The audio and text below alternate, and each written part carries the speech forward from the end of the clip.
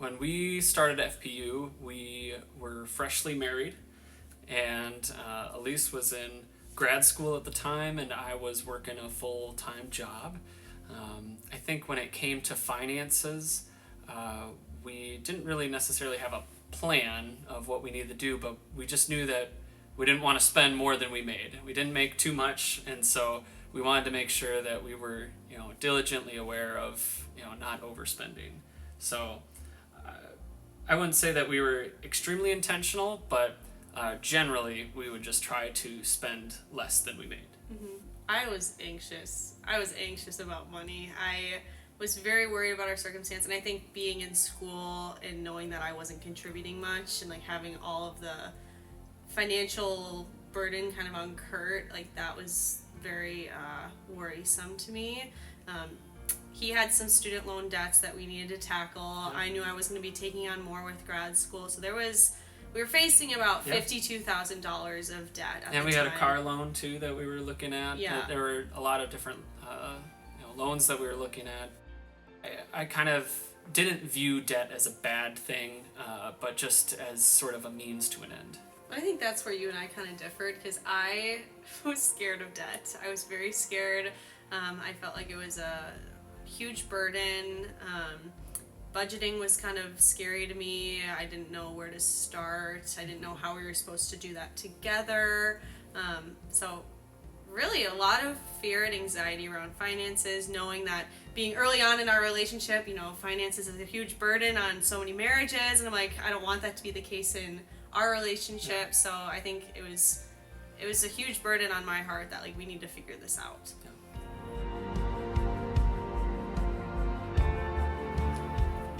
You can start. I started both of them. Okay.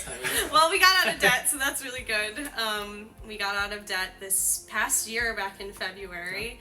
That was a huge gift. We paid off both of our cars. We just bought a home that we're going to be moving into, and we have a budget to be able to invest in that home and make a couple renovations off the bat. But really, it's been so amazing just to see what God has done and how He's blessed us. And cool, even just when we had nothing, we tithed, and we wanted to make sure that was a part of our routine regardless of how much money we were making, because we were not making much when we first got married.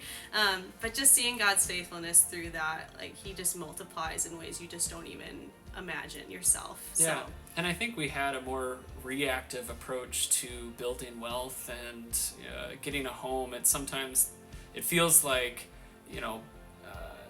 having money or having, the ability to afford a home or get out of debt was something that needed to happen to you, where you needed to be, sort of blessed financially.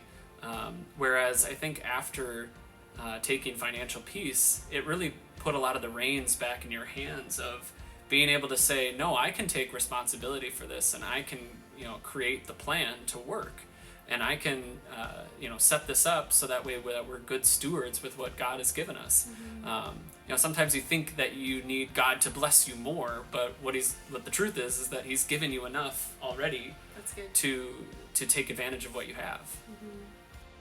It was really fun for us because Zach and Cassie are really good friends of ours, and like they were the first people we texted when we got out of debt, because they were in it with us. They were in the trenches with us and cheering us on, and like it's really special to get to do it together, because there are sacrifices along the way, and but you get it with each other, and you're making good decisions together, and it's a really sweet thing to walk through that journey with other people. And you don't get this sense of comparison or thinking, right. Oh man, because when we started, I mean, I was making 3 chicken strips an hour. I mean, we had nothing, and but it wasn't about that. It's about what you're doing with what you have and being diligent about that. It's not about comparing yourself to where someone else is in their life or how much debt someone else is in, but simply showing up, being diligent, and taking the next right step. For sure.